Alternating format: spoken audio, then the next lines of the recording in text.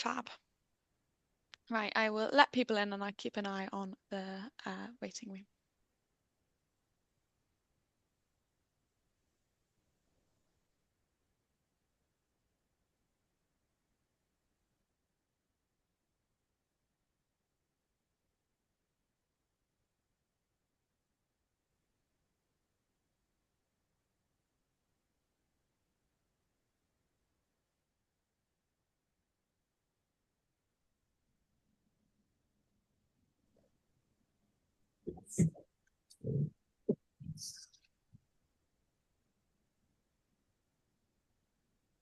Sammy.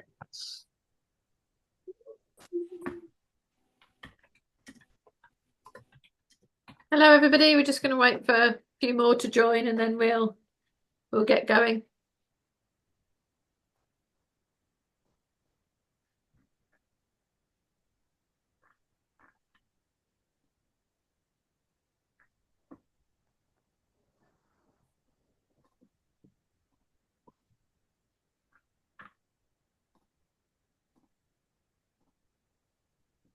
Had quite a few register, didn't we, Ray? You're on mute, Ray. Sorry about that. Yeah, so I'll just keep an eye. People might join in a couple of minutes. Okie dokie. So I think if you're listening, if you can turn off your cameras and mics, that would be good. Mute yourselves. That'd be great. Thank you.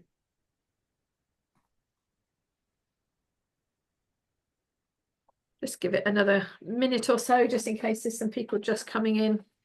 Just sent out the reminder, so hopefully people will join us shortly.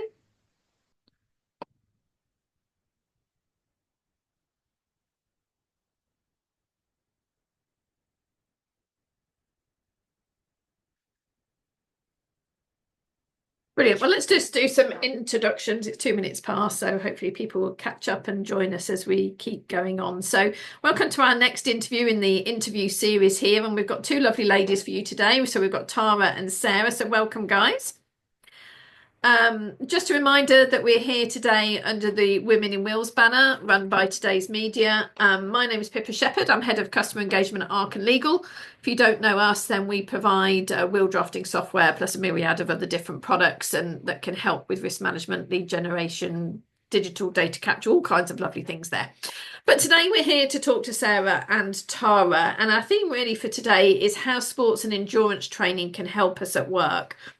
So let me just tell you a little bit about Tara and Sarah first before we get into the interrogation. So Tara is a partner at the Burnside Partnership, is a litigation solicitor who deals with contentious probate disputes. She's a full member of ACTAPS and is listed in both the Legal 500 and Chambers High Net Worth. She's also an accomplished runner, and she's just been showing us our medals, actually, which is fantastic. She's completed multiple marathons and ultra marathons, so puts us all to shame there. And then we've got Sarah Bolt. She's the partner and head of wills and probate disputes team at Culver Law.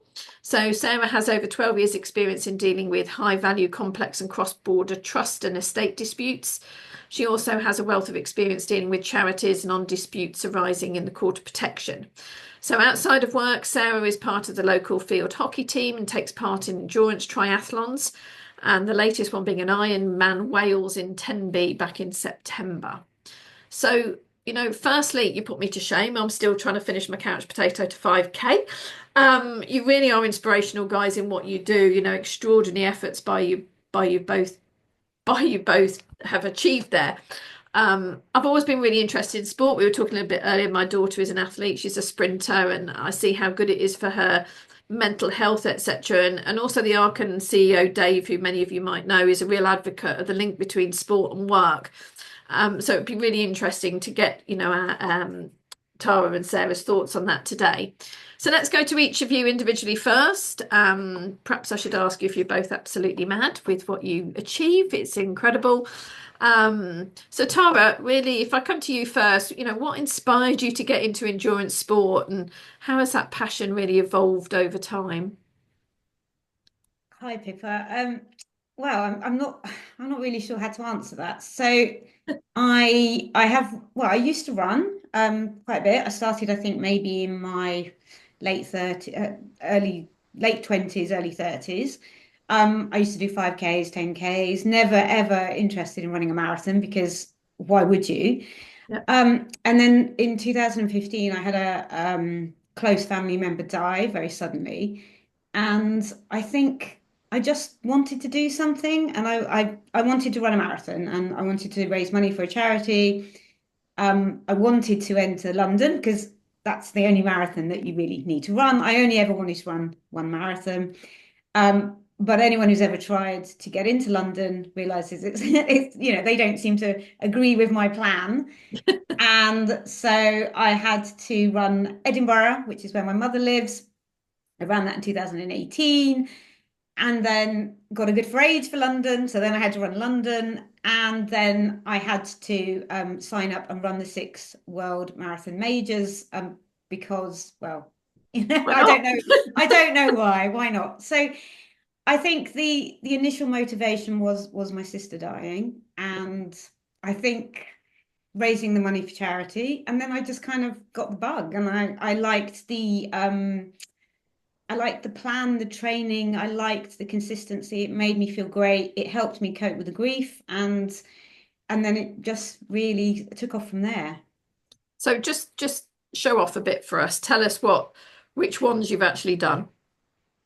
Um, So again, I only started running marathons in about 2018, but so I ran Edinburgh, then I ran London, then I did New York, I'm looking at my thing now, and then I did what did I do? Berlin. We obviously had lockdown. I trained, so I did a few virtuals. I did Boston, Chicago. Last year I did Tokyo. I've done Manchester as well. And then I just did a few ultras. So I've done a few 50s, 106 and 80, 80 kilometers, that is. Yeah, so just a whole mix. Yeah, absolutely fantastic. Which was the hardest? What's the hardest one you've ever done? So it's not actually one of the ultras or the marathons. It is. So I was training for 2 marathons this year, and then as we were saying before, Yeah. I tripped over a tree root on a really easy 5K run by the river. I wasn't even going fast, and I broke my ankle and tore the inside tendon and the outside tendon. I was in a cast for 6 weeks and told I was under strict instructions not to run. I had signed up for the Marathon pour twos, which was meant to be running in the Olympic at the end of the Olympics marathon, and I trained, and it was really hard to get into, and I really wanted that medal. Oh. But my physio wouldn't let me run it, so I went off to Paris, and I decided that I might see if I could get in to run the 10K instead. So I kind of blagged my way into the 10K and that was the hardest. That was the hardest race I've ever run because I had literally just come out of a cast and I wasn't supposed to be running and I'd only broken my ankle 7 weeks before. Everything hurt. It was in the dark. They have cobbles in Paris, which were not great, and I was Oh, paranoid I was going to go over on my ankle. So yeah, that was actually the hardest race the I've ever hardest one you've done. run. Yeah, absolutely. So, Sarah, tell us a little bit about you and what inspired you to get into endurance sports. It's actually not too dissimilar in terms of why I got into it, but I had got I had a fancy story, but I moved to work in the Caribbean for a couple of years, and I worked for a law firm on the British Virgin Islands, Wow. and I'd gone on the back of getting divorced, so there was kind of a big life change in going, and I think I got sucked into this very social side, the very food, drinks, enjoying myself side. And before I knew it, within 6 months, I probably put on about a stone, maybe two. And I knew that if I kept going like that it was just going to get worse. And I looked around, the waters were beautiful, and I was thinking to myself, where else could I learn to do swimming? And I could swim, but not to a great amount. And actually, a lot of people on the island were doing triathlons. And it was a friend at the time who had said he was signed up for a half Ironman. And it's not recommended. I just went zero to hero and did it, I think, no more than 8 weeks training from a standing start. And Wow. it was very hard. A half Ironman is half in distance, but it was long enough to be a suffering. And I enjoyed every moment of it, but it was just the ability to be outside, enjoy the sunshine that was there, and really make the most of being out and about really, and meeting lots of wonderful people on the island. So, and it kind of just fell in love from that. But again, not recommended. Like 6 months after that, I did, no, it was not 6 months. It was probably less than that. I did a full Ironman, my first one. Wow. And they recommend doing at least 12 months training. So it was very much like mentality, which is really not good for the body. But it gave me such a challenge and such a kind of like focus. It kind of couldn't get away from it. And I haven't really stopped since then, really. Absolutely. So just describe to us what you have to do from an Ironman's perspective if people don't know what you do. So a full Ironman is 3.8 kilometers of swimming, and that could be in the sea, it could be in a lake. And then you transition into the bike, which is 180 kilometers. And then just to top all of that off, you do a marathon. And I don't suspect it's anything like Tara's marathons because I literally feel like I'm crawling in comparison. But and I'm certainly not a fast bod at these. I very much am out there just to get round a lot of the time. So the most recent one took me 16 hours and 12 minutes. So it was a full day out and then some. Gosh, So yeah. good grief. Yes. And how do you keep going, you two, when you get you hit that bar, when you think, oh, now I've done this swim, I've done this bike, now I've got to do a marathon, or I haven't got just a marathon to do, I've got an ultra marathon to do. How do you, when you hit that bar, how do you keep yourself going? I mean, I can start, but with the triathlons, I very much see it as being get through the swim, finish off that, get through the transition, finish off that, and then go through each in bite-sized chunks. So I've got a goal and I just work through it one by one. It's strange because people around me and my coaches and training buddies have always said, like, oh, I'm sure you'll smash out a personal best and you'll like at the end, I'm sure you'll do your best marathon ever. And I'm like, I've just done all the other stuff because you kind of Yeah. just segment it down. But Yeah. you do have that mentality, and your body does actually get used to that level of training, that level kind of input that you do on a regular basis. So it might be slightly different because I've never done a marathon outside of an Ironman, so Tara can tell me otherwise. No, exactly what you said. It's manageable chunks. So rather than if you were to look at the marathon, that sounds like quite a long way. If you were to look at a 106-kilometer ultra, that sounds like a huge distance. So instead of looking at it like that, I think, well, I'll run the first 10K and see how I am. Then I do the first 10K, then I'm a quarter done. So it's manageable chunks. Each time I've run 10 kilometers, I know I've done 10 kilometers, then the next 10K, well, it's halfway. Every step I take now is going to take me closer to the finish. So it's Yeah. just breaking it down. And I also tell myself, because I do try to go quite fast in the marathon, I mean, what I call fast in the marathons. But I also tell myself, just keep going. And do you know what? You can slow down. You can always slow down. So see how you go for the next 10K. And then if you need to slow down, just slow down. So just be kind to yourself, really.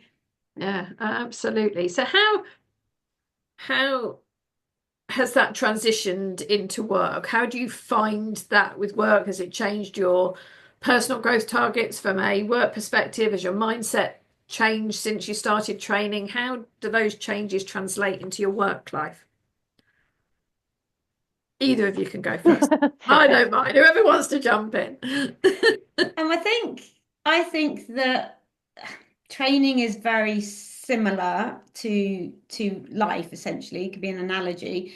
And really we have a plan for most things in life. Like if you're going to invest in a pension or savings, you would have a plan. You would review your plan and you would see how if you're getting close to achieving your plan.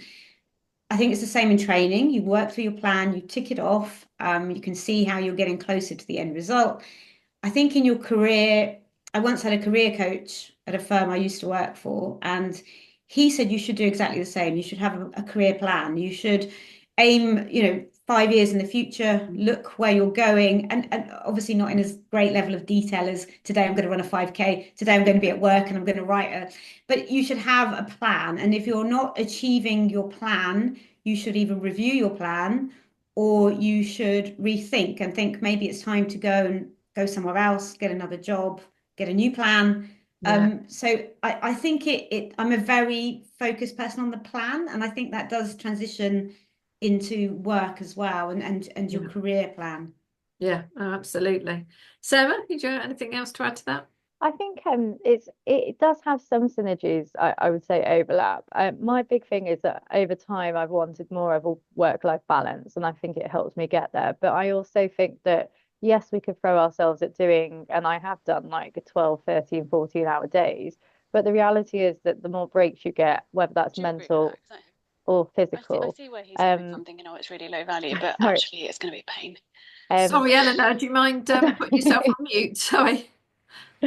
so the more I get in terms of I get more out of having done a lot more kind of exercise myself. I'm more focused and more recharged, and Yeah. mentally I'm able to deliver a lot more. And actually being more efficient during the hours that I'm there rather than spending longer seems to be a better way of doing things. So one of the other big things for me is that I can feel like if it's a challenging situation, it kind of is like that moment where you slow down and they're able to bite-size chunk it out. But very much like if that's something went wrong in my training or out on the field, you kind of just take a deep breath and are able to deal with it rather than get wound up or kind of you can deal with crisis quite well. That's what I've learned quite a lot more from my Yeah. exercise side of things.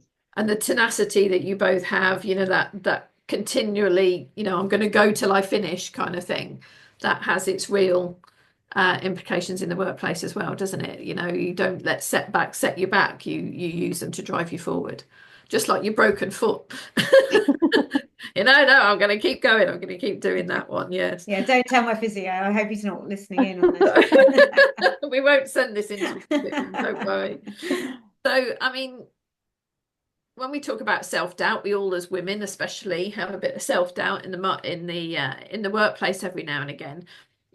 Do you find that the training and the sport elements help you with that, with stress release and self-doubt and all of that as well?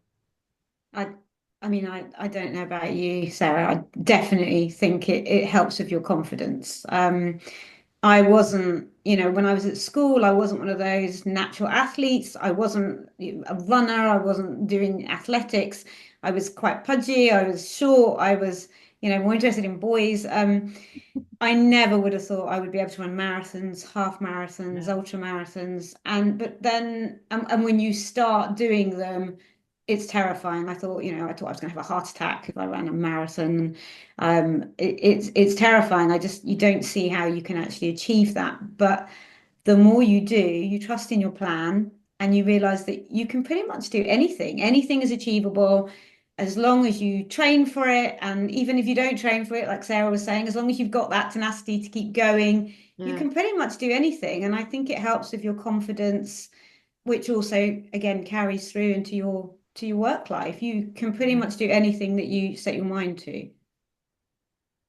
Yeah, with the Ironman training, I mean, it's taken time because I think, like with anything new, there are 101 things that can go wrong on a triathlon, as there could be in a run. And I mean, I've done a fair share of them, and I think you only learn from doing. So I know what I would never do again. But it goes to the extreme of like, what do you do in the swim? If my goggles get knocked off, I've got a spare pair hanging out in the suit that I have underneath me now, just in case. So Yeah. that there is the worst case scenario planning for it. So I basically plan well, I hope to succeed, but I plan for the very worst. And one of the things I did learn from Wales this year was the water was terrible. The course, it rained the entire day pretty much. And I think it was probably the worst weather I've had, but only 10% of the field were women, which is a massive drop on other triathlons around the world. And being out there and showing that you're there is a big deal. But of those 10%, only 50% finished or just over. So you're in Wow. a massive minority. But the Yeah. spirit of every single woman that's out there is so encouraging. They're so like positive. They're so like it is a different environment to the other competitors on the field. And yes, you will get some confidence from them around you, but the spirit that women have and in boosting other women up is just quite incredible. And actually, the spirit of people around you doing that is quite insane. And being able to then hopefully inspire others of all shapes and Yeah. sizes to actually then be able to do it themselves in the future. I'd hope that would happen, because honestly, it was quite something in Wales this year, and it has been in years gone by. But there isn't enough women in sports, full stop. But it just seems that it would be a big step up, really, in some ways. Yeah, that's massively important though, isn't it? Because it's called Iron Man. I know. Yeah. I just, yeah, Um, and I was looking it up earlier, and I was thinking, well, it's still called Iron Man, and it's you've done Iron Men, but it should be Iron Women. But that is quite interesting to see that take on it. The fact that there are so many more women doing these incredible feats, and I mean, I can't even remember the lady's name. Was it across Africa that run for miles and miles and miles and got the best? I don't know what it was now. I just remember seeing her finish in the news coming across the finish line. But she'd done, incredible things. And it's so inspiring to have women like that, like yourselves, that are doing that. Do you see sort of like younger people looking up to you, or can they incredulous when you say, "Oh yeah, no, I did an ultra marathon at the weekend. I did an Ironman." How does it go down in the office when you talk about what you're doing? I think they just think you're mad, though, don't they? that's So, I mean, that's what I think. that's People, exactly it. I don't think people get it. I'm not sure people look up. Well, they definitely don't look up to me because I'm very short. But I just think they kind of look at you a bit strangely. Like, why would you want to do that? What Sarah said about women on the field, I Mm. think it is hugely inspirational when you see women out there competing against men. And in ultras, women can actually win the race. I think it's one of the only Wow. sports where a woman can win the race again, competing against Yes, men. men. Yeah. And that wouldn't happen in a marathon. No one's going to No. beat the male marathon runner. But in ultras, once you start increasing the distance, women have more of a chance of winning the entire race. And there's something about that. I don't know if it's because we just are able to keep going for longer, or I don't know if it's something that's kind of, biological.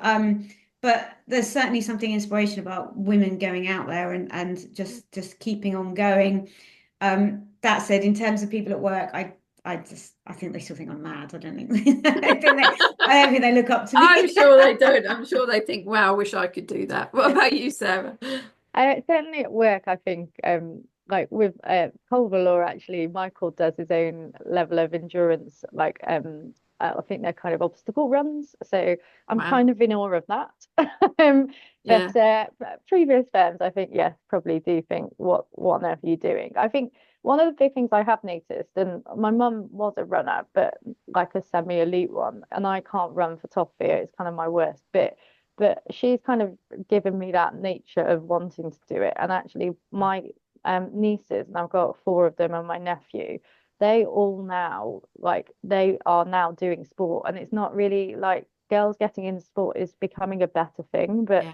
I think whenever I go and see them, they're really encouraging, because they want to see somebody else doing like sport themselves. And like, it is a big deal at like teenage level to choose to do Yeah. that over hanging out with your mates or something like Yeah. that. So yeah, they didn't come to see me do this one, but they're coming to do the next one, I think. And I just having that, like, it's a normal thing, I just hope encourages them to keep going. So Absolutely. I think it is so, so good. Like I said, my daughter's a sprinter and she's 15, and all the hormones, all the friendship issues, boy issues, GCSEs, all of it. It really does put her in a really good place mentally. She kind of leaves it all out there on the track. And does that resonate with you guys, that that the stress, it just helps you get out there, have a run, have a cycle, have a swim, whatever it is that you're doing, that it just kind of clears the day or sets the day up well? I think exercise can help, definitely help with Yeah. stress, help with focus, help with, I think people think, oh, it makes you more tired, but I find that it actually, if I go for a run or a bike ride in the morning, I'm set up for the day. I've got more energy. I feel I have better food choices. It helps me to Yeah. eat better as well. Um, but I think I'm going to actually say that when I'm training for a marathon, sometimes the training it adds an extra level of stress sometimes. So general running obviously does help with stress. If I go out Yeah. for a lovely run in, it's beautiful weather today. If I go out for a run, then that really does help me de-stress. But when I'm training for a marathon, I mean, I That's run stress. quite a lot. It seems to, because I know I've got to go out and run intervals. And I Yeah. know I've got to fit that in, and I've got to get back for work, I've got to Mm. shower. So not always. Sometimes it adds an extra stress, Yeah. but it's something I want to do, and it's something that I do look forward to, and I enjoy. I actually feel Yeah. better when I am training than when I'm just sitting around eating donuts. I mean, that's just a Yeah. You given. just feel healthier and happier and Better have the food energy, isn't choices, it? sleep better, more Yes. energy. I feel sometimes I feel amazing during that train. I feel tired and exhausted and old, Yeah. but But it's a nice that feeling, isn't it? It's it's a quite nice addictive, feeling. isn't it? Yeah. What about you, Sarah? I think I agree actually with her. It added, especially the last 2 months before Wales in September, it added a certain level of stress to my day to be like Yeah. to if I didn't get up and I knew that I was still like an exercise behind, it did meant there was a certain level of pressure to then get out and do Yeah. that. And I'm very laissez-faire with my training program. I will give myself some things to do in a day and then I'll figure out when to do them and hopefully have a plan, but it doesn't seem to be that rigid in terms of fitting it all in. So when I can't fit it in, it does absolutely like stress me beyond belief. But the kind of big kicker for me is like about probably 20 months ago, I got diagnosed with adult ADHD. And for me, it's a massive thing to manage my kind of like the symptoms of that. And I think I've probably been doing it unknowingly for years. Yeah. But it certainly does help because I need to keep my dopamine hits in line. And that's one of the ways that I regulate it. So it just helps me manage that in more effective ways. Yeah. Brilliant. Brilliant. So what's the biggest lesson you'd say that you've learned from endurance training? Because I mean, that there's training in keep fit, and then there's what you guys achieve, which is incredible. So what kind of is the biggest lesson you've learned from that endurance training that you believe that every woman should apply in their career? Oh, that's tough. Mm. Yeah. Happy. I think, as I said earlier, that probably for me, not being a natural athlete and struggling with my weight when I was younger, I think the lesson is that when you set your mind to something, you can do it, you can achieve it. I'm quite rigid with my plan. I like a plan. I like a nice plan. I do get a little bit stressed if I can't follow a plan.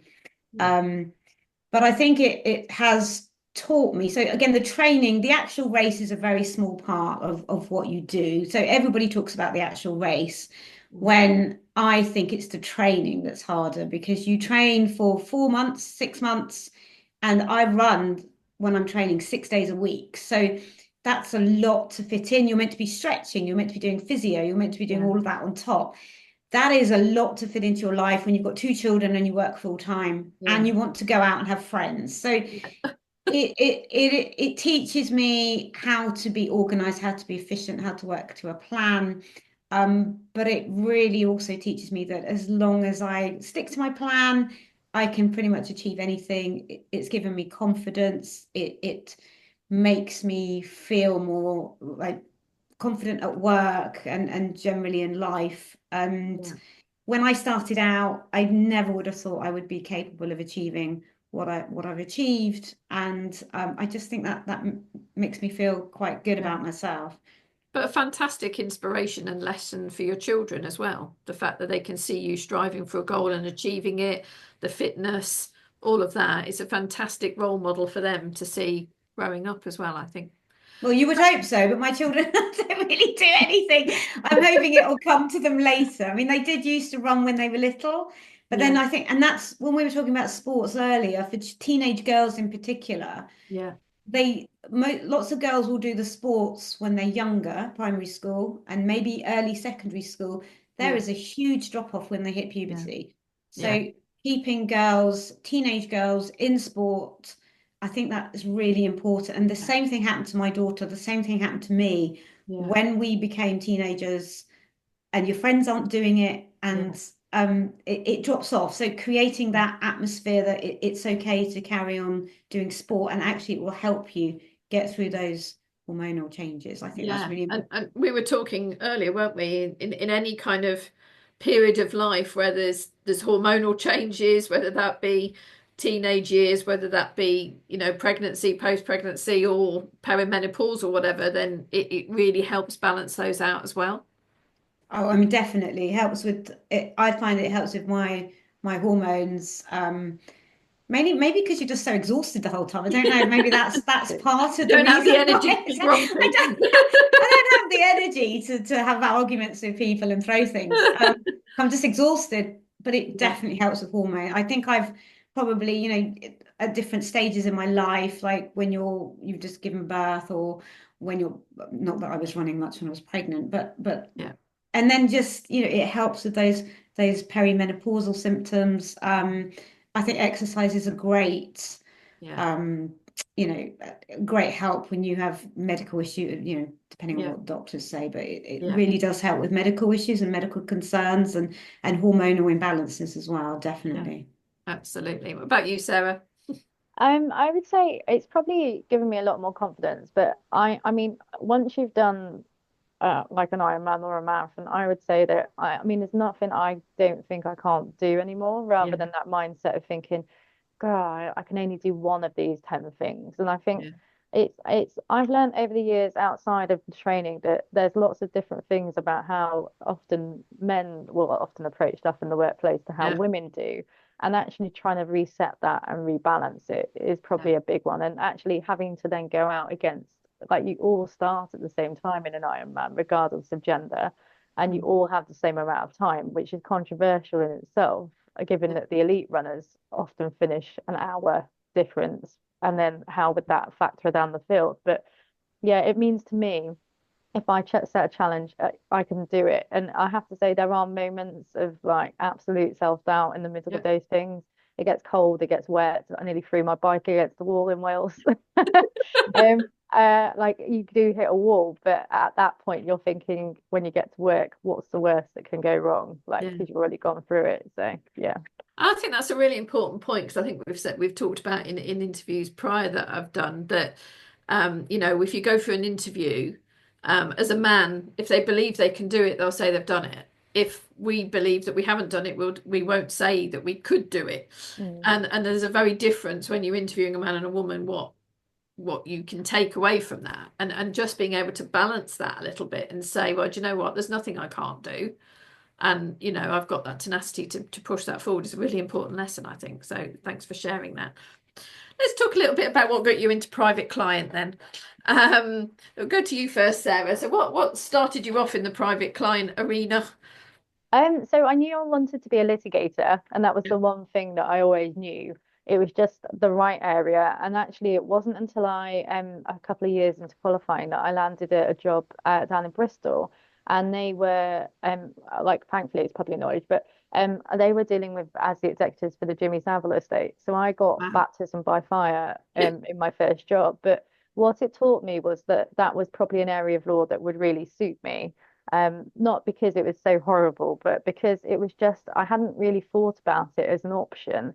Yeah. And I'd gone through financial litigation, I tried insolvency, I did commercial disputes, so contracts, and it just wasn't personal enough, and I didn't feel like I was Yeah. helping anyone.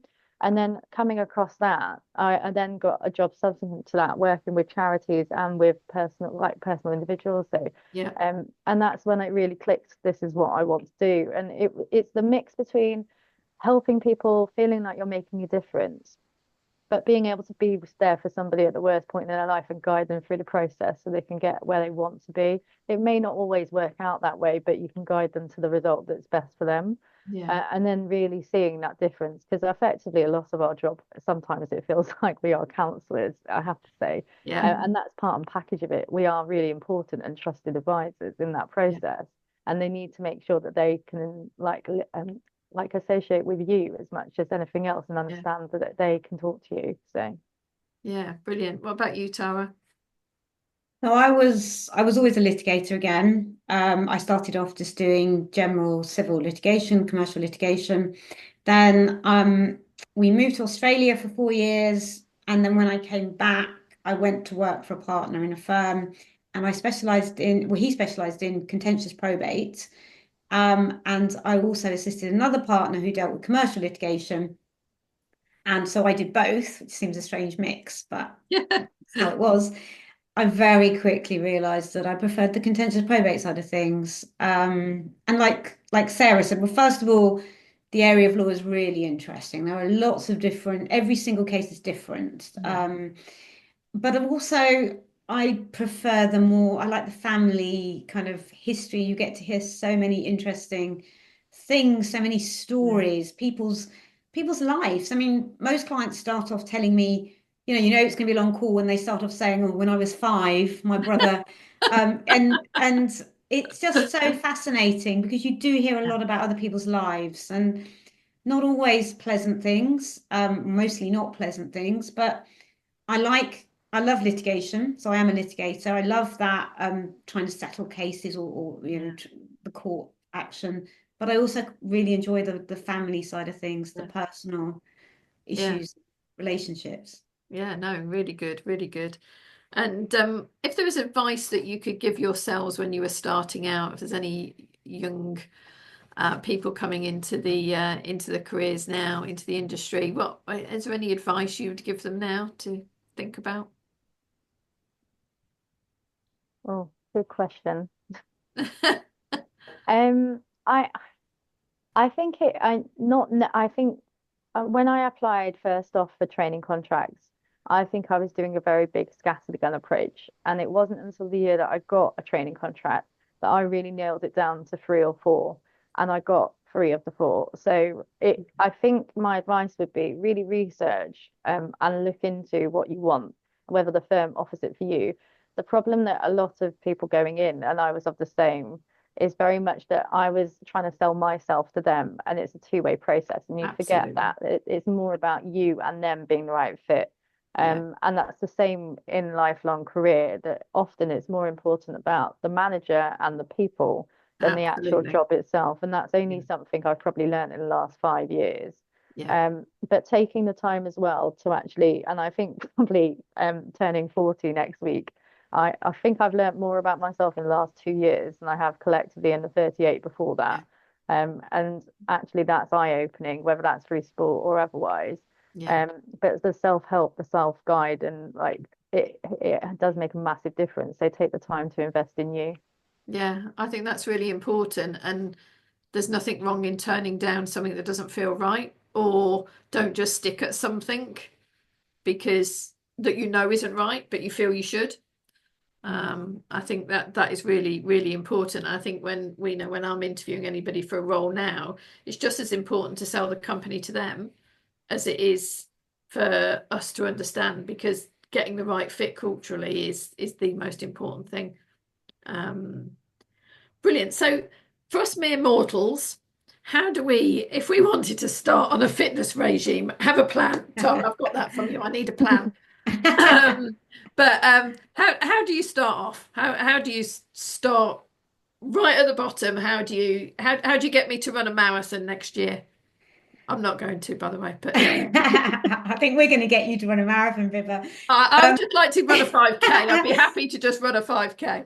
I think just work out what suits you. Again, I'm not suggesting everybody goes out and runs 106 kilometers around the Isle of Wight. If that floats your boat, then by all means go out and do that. But I do think exercise is important. I do think it helps with life. I do think it helps with work and focus and all of those things. But I think starting out, just be kind to yourself. Just try and work out something that you can do, that you can fit into your day. We all have time. We all spend a lot of time scrolling on the internet or Yeah, watching Netflix. That you can fit 20 minutes in a day. Um, Find something that works. Find something that you enjoy and that you can stick at. Get a plan. That's yeah, key for me anyway. got a plan. And then just try and set yourself manageable, achievable goals and just work towards those goals. And when you get to those goals, you will feel so inspired, and you might then want to do more goals, harder goals. I think that it's just about picking something that you're going to stick to Yeah, and don't give up. If you have a bad day and you don't do your exercise for a couple of weeks, don't just throw in the towel. Don't just think, well, that's it. I'm never going to be able to do that. just get right back on board and be kind to yourself. Yeah. Let yourself have days off, let yourself fail, but just get back, just get back in there, Just get back out start, there. isn't it? Just put one Yeah, foot in front of each other and start. What would you yeah, say, Sarah? I think the hardest thing is always the first month of anything, as in training, I suppose in some ways work, because it's baptism by fire. So you're Yeah, going from doing something you didn't do to something you did do. For me, I would say the reason I think triathlons have worked for me is because there's variety. So I have figured out that I also can do my hockey, or if I want to play paddle with my friends, that I can fit that in around doing it or incorporate it in, and yeah, having that variation then helps. So I would say figure out what your key kind of interest or your kicker is. yeah, If you want to exercise because you want to eat mountains of cake like I do, then make that your thing and reward yourself however. But just I wouldn't take it too seriously, because once you take the kind of fun out of it, it yeah. just becomes more of a stress, more of sure. a burden. It just, yeah, exactly Yeah. that. And that's Becomes that exactly what you stress need. as you were talking about Exactly rather Yeah, that. than the Yeah. yeah, enjoyment. Yeah, Yeah. yeah. brilliant.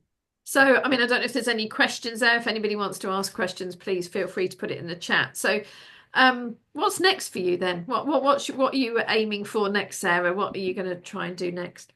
I think after Wales, it took me like a month to post about it on LinkedIn and anywhere actually, to be honest. So I think I was very relieved just to have finished. It was quite something. It was a day that I won't Yeah. forget. My friends have been trying to get me to sign up for another one, so I will. I'm just trying to pick one where I know it won't be raining and cold, Yeah. and probably not as many hills. So Yeah. I'm probably going to be looking to do either Hamburg in June, or they've now got a new one in Leeds in July, which would mean my family could come and watch me. Oh wow. Um, Yeah. and I'm torn because I know Leeds will be really hilly, but I think there's always, like, I now feel like I have a gap, and if I don't have some goal to train towards, I will invariably end up just slipping off my Yeah. training plan. So I do need something, but it's also that feeling when you cross the finish line, you just don't forget it, and it is something you don't get when you're just out plodding the streets. Yeah. So it is something that I need to figure out, but it's just picking something at the Yeah. moment. I don't know. I think I'd go back to the British Virgin Islands. It sounds like a really nice place to do it rather than Wales, or you can't necessarily guarantee the weather in Hamburg or in Leeds, can you? But yeah, well, brilliant. What Yeah. about you, Tara? I mean, you're coming back from injury after injury, bless you. But Yeah, I'm a bit injured, so I'm back running now, but I need to be a bit sensible and be kind yeah. to myself. That said, I have signed up for the super half marathons, which are only half, so they're not full Only. marathons. Yeah. And there's six of those, so I'm going to do those. I'm also thinking about Sydney because they've joined Sydney to the Abbott World Marathon Majors. So I was meant to do that this year, so I might try and do that next year. And I think they're thinking of joining two others as well, but I don't know. I might do a few ultras, but I Yeah. think again it's just being kind to yourself and knowing that I am injured, so I don't push myself and Too much. Yeah. yeah, and just ease back in gently. But I would never stop. I'd Yeah. never stop running or stop training. I'd always find something else. Has to do. Yeah. We have got one question from Claire. She said, "Is there a marathon or event that you'd still really like to do?" We talked a little bit about what's next, but is there something Oh. out there that you really would like to go for? Loads, there's loads. There's like No? every time I see one, I'm like, oh, I'd love to do that. I'd love to do Marathon des Sables, which is the one where you run through the desert and you do like I think it's a marathon every day, and one day there's a double marathon, but it's in the desert, so it's on sand, and you have to carry all Wow. your kit. Oh I, gosh. I quite fancy that one. Or there's UTMB, which is running through the Alps, through France, Switzerland, and Italy. Again, Gosh. that goes. I mean, there's low. Every time I see something, I'm like, oh, that would be really good. I do have a running buddy, and again, going back to what we were That's saying nice. earlier, I think what's key to keep focused in running and endurance and also work is to have like a mentor or to have somebody to support Yeah, you, someone you can talk to about it and to help you on your journey. And so we've run most of the marathons together, and that's good. Yeah. I've just got to persuade her to do Marathon des Sables, really. No, I mean, I think there's a lot of running groups that have popped up over the years as well, isn't there? I mean, I know there's a beginners one that goes for me that I've looked at in the past, and there's park runs everywhere nowadays that you can go and do 5Ks on Saturday mornings, can't you? So there's lots of opportunities because, like you say, it's always nice to do that with somebody else. Is there Yeah. something else that you're going to go for then, Sarah? You're Yeah, I was just going to say off the back of that as well, because it's got so dark so quickly and so cold, having someone that you're accountable to or like yeah, being able to join up with, it makes it more easy. But also as women, it's easier to go off in the yeah, dark with groups yeah, rather than on your own, because it does feel yeah. quite isolating at times. Um, for me, the big pinnacle, and they've just had it, they've switched it every year now. So they had it's in Hawaii, it's called Kona, and it's the Ooh, World Championships. This year they had it for men, next year it's for women. You have to wow. get a qualifying slot from one of the events you take part in. And because there's so few women, it usually means that if you are there and you finish in a reasonable time, you might get there. So that Yeah, would be the ideal thing, but it's going to cost a fortune. It Mm. does take a really long time to like Hawaii is going to cost a fortune, and it is known for being thankless in the sense that the terrain is just like mental. So, but I mean, yeah. this year they had a man finish, let's say, a first like double amputee. He did the whole thing in just over 14 Wow. hours and set the world record by 2 hours. Yeah. The next, but it was incredible to watch. But the elites put us completely to shame. They're like eight, 7 hours the men are to do the whole thing. Wow. God. And I think it's just over 8 for women. So you're talking like that's madness. But Yeah, that would I be feel like I want to like a do that now, Sarah. complete madness. But yeah, that would be the pinnacle of it all. If I could get there. This year they did it in Nice, which didn't have the same ring to it. So I just yeah. So I've got another question there saying, would you advise joining a local club as a complete beginner? I struggle to run down the street.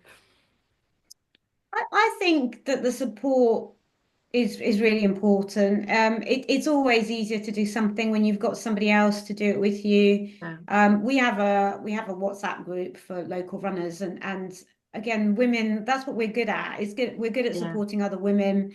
And as Sarah said, no one wants to go out and run in the dark. Although I do have to do that quite a lot, but Yeah. nobody wants to do that. It's harder, yeah, it's trying to get rid of those obstacles that make it harder to get out the door, to get your trainers yeah, on, to get out the door. That's the hardest bit. So if you've got somebody waiting for you at the yeah. local village hall, you know you Gotta have to get go. them. So Yeah, if it's joining a club or setting up a group of local people, then yeah, whatever makes it easier for you to get out there, I would yeah. say. I would say, and if Absolutely. it's the scare factor of turning up and being the worst runner there, I would say in most running groups I've been to, there's groups from one who are like the amazing bobbing around. I don't know how they run so fast sort of group. And they look like they're sprinting, to be honest. And right down to the sixes or sevens where they have the newbies and there will be groups that will be able to carry you along. So I wouldn't ever be worried, but I would always investigate whether that is the case with the group by asking by email, like message beforehand, because you Yeah. wouldn't want to go into an elite running club and be like, that's it, game over. Yeah, Well, I'm saying Yeah. that my daughter, like I say, she's at a local athletics club, and we went to a meet where she was doing her first run, and there's a group for the over 18s or whatever it is, or over 25s, I think maybe, and there was a 90-year-old man running, and he was Oh, sprinting in a 400 meters, and I mean he came way behind everybody, but he got the biggest cheer as he came in. So I think, yeah, perhaps I need to go and run with him. It might I be. think the oldest guy to finish the marathon was like 101 or something. Wow. I mean, that's incredible, isn't it? And so that puts me to shame. It means that I can start and get going there. And yeah, I think with me joining a local club would be quite good because I tend to think that I'm the fit 22-year-old that I was and injure myself very quickly by trying to do too much. So yeah, I think a local club will probably help you increase your running at a steady pace rather than going off and being silly, which is what normally I try and do. I've been looking at whether to get like a treadmill, not a fast one, for under my desk. Yeah. But I have visions, and thankfully it'll be just me at home, of me falling off the back of it or something. So Yeah. but I'm sure that a standing desk combined with something like that, there are people Yeah. that cycle and can still work. might be like a good in between to make you feel like you're not ruining your hip muscles all the time, because that's a big thing from working from home and not being in the office all the time, is that there's probably a lot more injuries, like my physio says, because of that kind of innate nature of not moving around as much. So I have got one of those that goes under the desk. It's just impossible to type as you're walking. That's exactly it. So. I find that, but it is a good thing to start, because like I was saying in our pre-chat, that I just go bright red. So I could do it in the comfort of my own spare room. Nobody sees me bright red. But yeah, you can't, they're not very long. So if you're used to doing good strides and stuff like that, my husband can't run on it. It's just not long enough. But, I think Sarah's right though, that since COVID, lots of us have gone to working from home. And I actually think that contributes to the injuries, because you spend like 8-9 hours, your body's all scrunched up, sitting down, which we're not designed to do, hunched over a computer, and then someone goes out for a 5K run and says, well, I injured myself. Well, of course you did. You spent 9 hours sat there scrunched over a computer. Then you ask your body to do what it's supposed to do, which is to move, and your body kind of rebelled. So I don't necessarily think it's the running or the exercise that injures you. I think it's what we're doing the rest of the time that just makes the muscles less pliable and less warm. Yeah. Well, I have to say, I think you've been a fantastic guest to have on. So thank you very much. And I think you're an inspiration to us all. And we will all start running or swimming or biking in the next couple of weeks. Let's hope we can keep it going. But thank you so much. It's incredible. And what you're doing is really to be celebrated, because I think you are fantastic role models in our industry for what you achieve. Thank you. So, and somebody's just said thank you for this session. It's been really inspiring. And Claire's going off for a walk right now. So, you've obviously made a real difference there. So thank you very much. And tune in for the next one. And thank you. Thanks, Pippa. We'll see you very much. Thank you again. Bye-bye. Bye.